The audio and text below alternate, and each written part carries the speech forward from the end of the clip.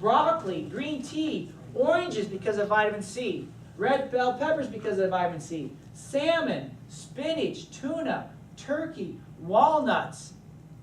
Get as much of these in your body every day as you can. Get as much of this in your body as you can each week.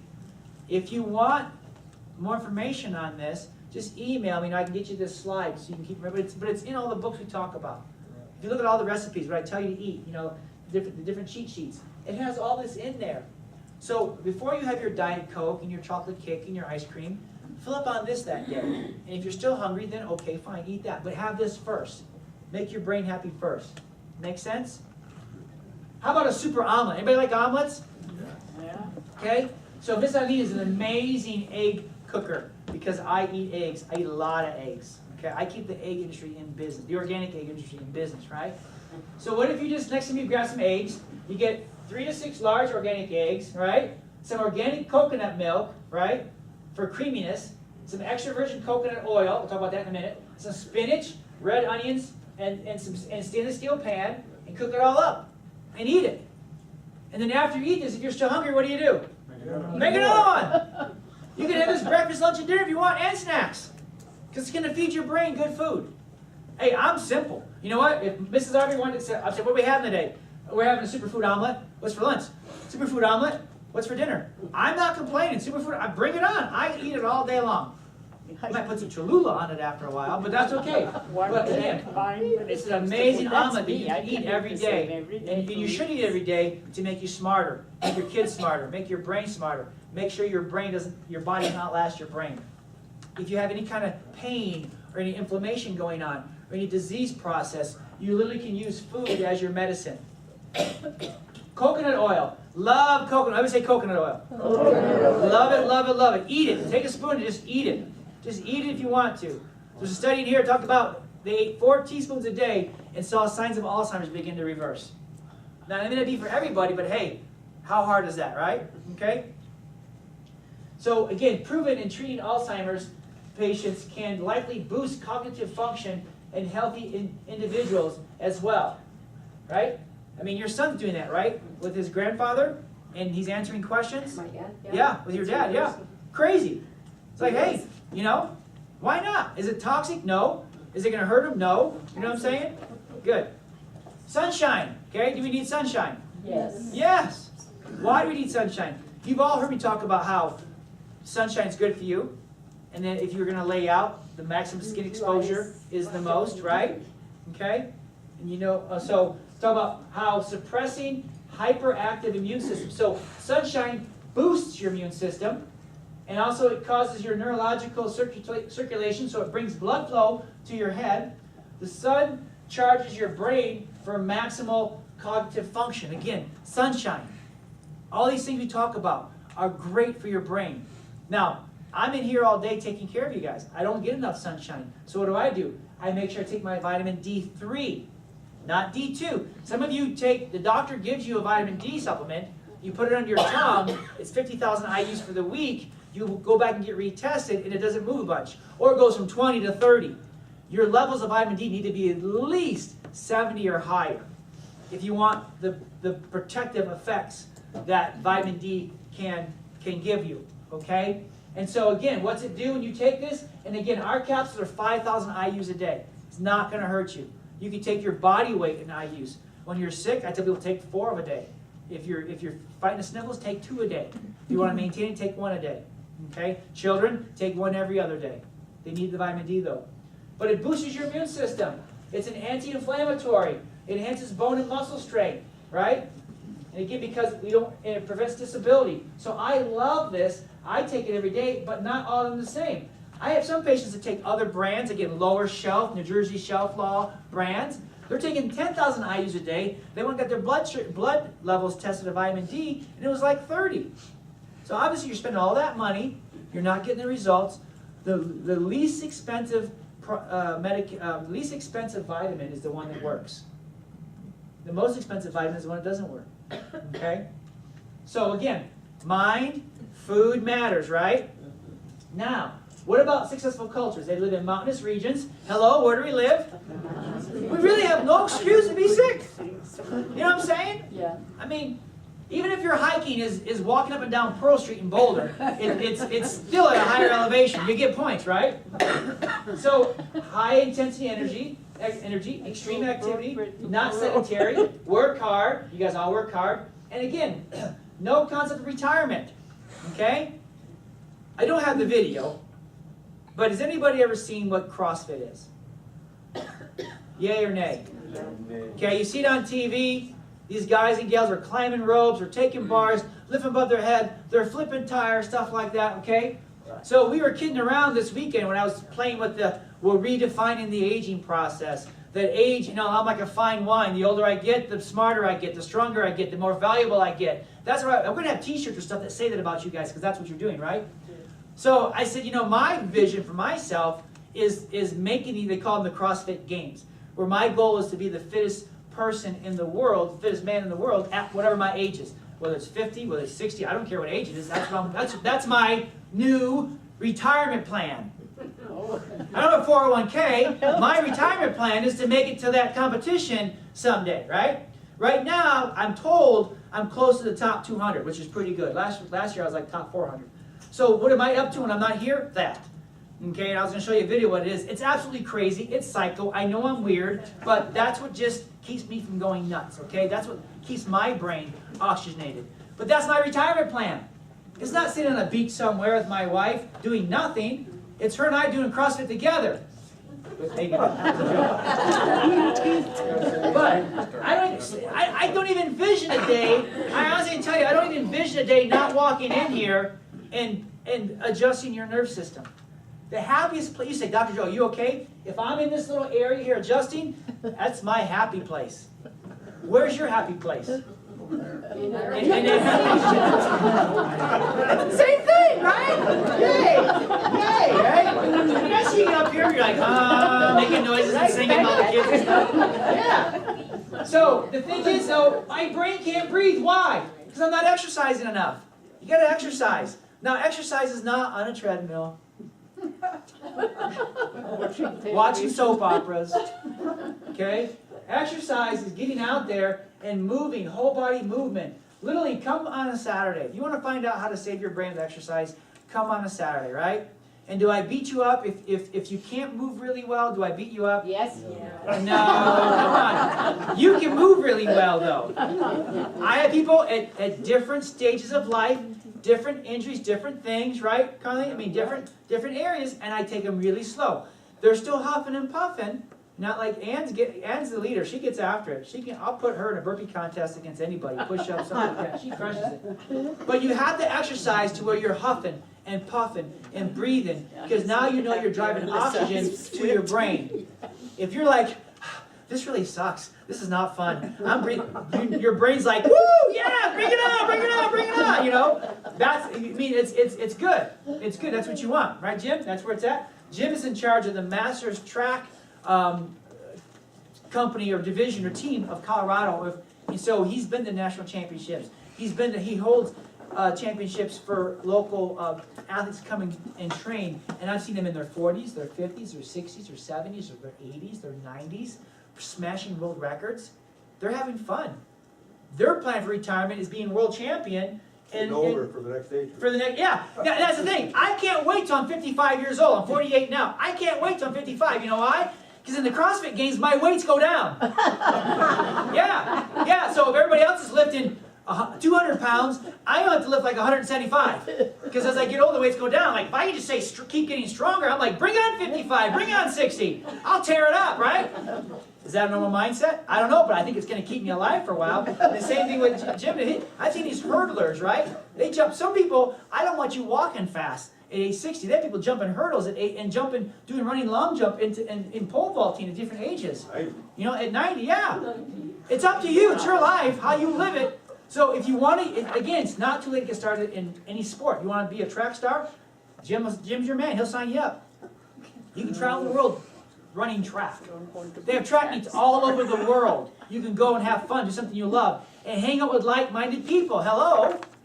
You think you're going to have a hard time developing Alzheimer's if you're doing that? Darn right. Is that worth your money? You bet it is. That's your retirement plan, right? I'll give you a doctor's note to get out of everything else. Don't worry about it, okay? So the 3-minute, everybody stand up again. Okay, right hand over the left ear, left hand over the right ear. Let's do 10 little squats. Just keep breathing while you're squatting. 1, 2, don't hyperventilate. 3, good. 4, pull on your earlobes as you do it. 5, good. 6, good. 7, good. 8, good. 9, good. One more. 10, good. All right, have a seat. Here's my hand. Woo! Wow. Does your brain feel clear? So, yeah, don't overbreathe it. You will pass out. Be careful, okay? But now, you may say, Dr. Harvey, I looked it up. That's a yoga move. I know. Forgive me, all right? New ager. No, the point is that that exercise is neurologically because it's a whole body movement.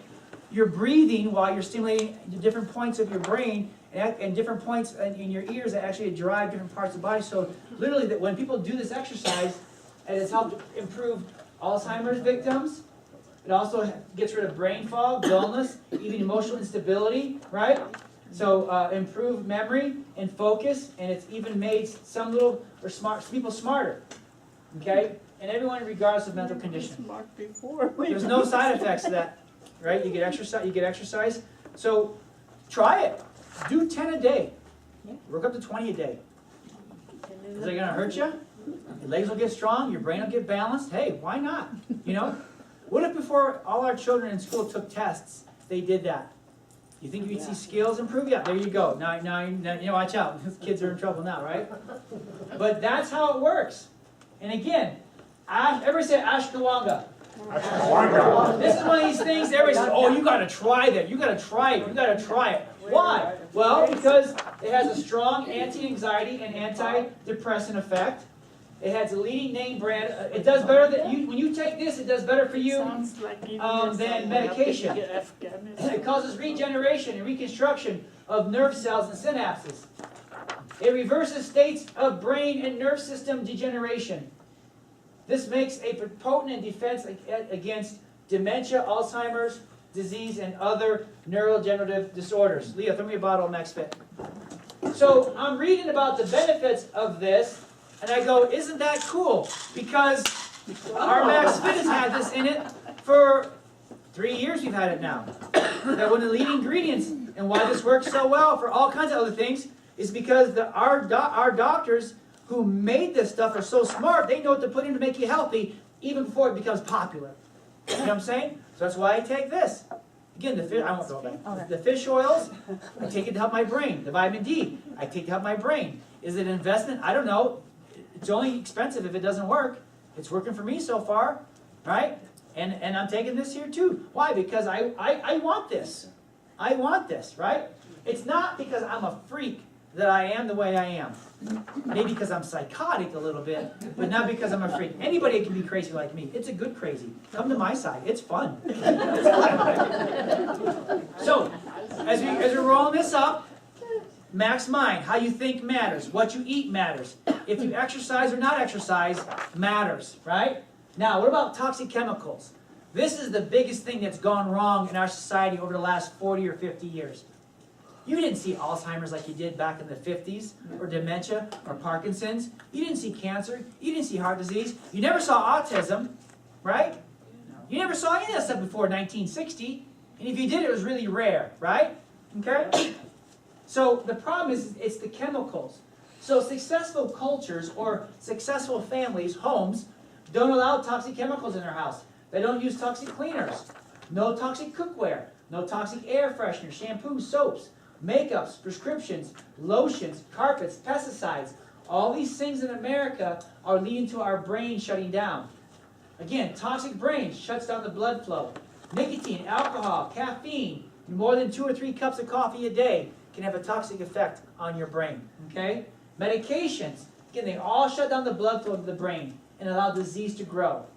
And when you do brain scans of people who have toxic brains, they look the same as stroke people, drug addicts, and alcoholics, Alzheimer's, all those things. They look the same. And again, they can look at a brain scan 5 to 10 years and tell you you're going to have trouble long before a symptom even shows up. Okay? Real medical tests can tell you you're in trouble long before the first symptom shows up. So if I don't want my wife to get breast cancer and I have her do a mammogram every year for 10 years in a row, is that going to promise me as her husband she's never going to have breast cancer? No. So to me, it's not a test worth doing.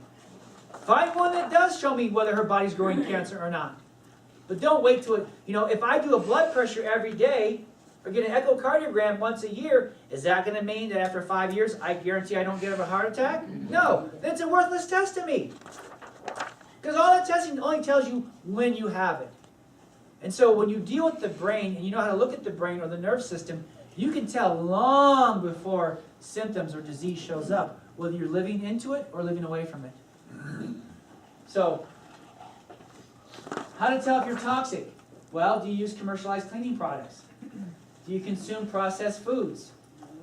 Processed foods are foods that have ingredients that you need a science degree to pronounce. Okay? Do you have mercury fillings in your mouth? Okay? Someday we need to work on getting those removed. Or at least we need to get some nutrients in your body that's going to help your body begin to detox that. Do you have mold, mildew, or water stains at home or work? Do you drink tap water? Do you use tobacco? Do you have a lot of stress in your life? All these things make your brain toxic. Well, what do? I make sure I get this hormone called glutathione. Everybody say glutathione. Glutathione. If you have high levels of glutathione, then you have a hard time growing dementia, Parkinson's, Alzheimer's. We've talked about that in the past, right? That people who have high levels of glutathione don't have those diseases, autism, things like that. People who have low levels of glutathione have those things. That's the only thing they have in common. Yep, bring it up, please. So what I do is I make sure on a regular basis, again, some of you may only take it for 30 days or once a quarter. So help me out. I take it for a month, I take 2 months off. I take it for a month, I take 2 months off. I personally take it every day. I take 2 or 3 in the morning to detox my cells, and then I take this product at night, so in the morning it takes it out of my system. So it raises my glutathione levels, my cells open up, it dumps those poisons out that hurt my brain, and then it dumps it into my gut, and then in the morning I go to the bathroom and it takes it out of my body. This is the only system that does that. All the other systems that detox your colon or your liver or your digestive system, you got to detox your cells, because it's your cells that live in your brain. The good news is that you have a new brain about every 90 days. It doesn't take forever to detox your body, detox your brain. Literally, you can change your life around in literally 90 days. That's the amazing thing. It doesn't take forever. So again, all this stuff, again, you may want all of it, you may just want part of it, but I'm just telling you what I do to keep my brain healthy, what my family does to keep their brain healthy, and as we focus on our health, we see amazing things happen, even in our children, even because they're in their 20s and they're in their teens, and I have a 13-year-old, just amazing things, seeing them begin to grow and develop, and not see their brain rotting, seeing their brain develop. Okay, so cultures that are healthy watch what they think, they watch what they eat, they exercise in a way that makes them huff and puff and breathe in high altitudes. They minimize toxins, right?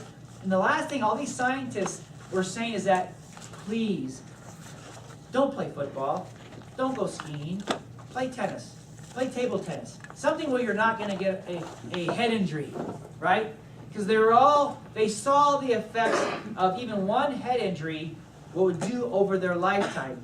One of the reasons why I'm in charge of the NFL Alumni Association and the Bronco Alumni Association, because what's happened to all these men? What's happened to their brains?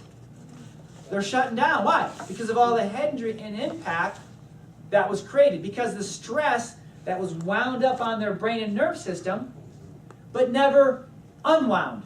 So I'm going to show you the difference with that, okay? So the thing is that what's it look like in the spine, the nerve system? The reason why you guys get healthy, the reason why people come in from concussions and have head injury, even birth trauma, the reason why we see changes here is because your brain gets injured, but it causes the spine to twist. And when the spine twists, it's like pulling down on the spinal cord, so it makes the brain get really tight and tense, and it can't do its job. So now the effects of the head injury aren't just that impact, but now that tension lasts in you every day, and it sabotages the process. Does that make sense? Okay? And so, literally, here's the thing. Why in biology books, in medical books, does it say this, that food's very important? But you can go 30 days without food. But they say water is more important than food because you can only go 7 days or so without water. But they say air is more important than water because you can only go a few minutes without air. But you can't go 1 second without nerve supply. Or what I would say, every second there's stress or twisting or pinching on your nerve system, on your brainstem, on your brain because your skull has been damaged or injured either through car accidents, slips or fall on the ice, the birth process, you know what I'm saying? That creates a deadly tension on your nerve system, and as it's tight or frustrated, you become frustrated. Can you see the connection there? And so that's why head injury is so important because, again, it causes nerve stress. And again, science tells us that every nerve goes to every organ of the immune system. And when you damage those nerves, you virtually stop the immune system in its tracks. So if you shut down your immune system, what happens to cancer? What happens to autoimmune diseases? What happens to your memory, your brain? It begins to shut down because it can't protect itself anymore. So nerve stress does matter. Nerve stress does matter. And again, why? Well, every nerve goes to every part of your body. What does your brain use to keep you alive and healthy and running? You're not Bluetooth. You're not wireless. Right? You're cable. You're all connected up.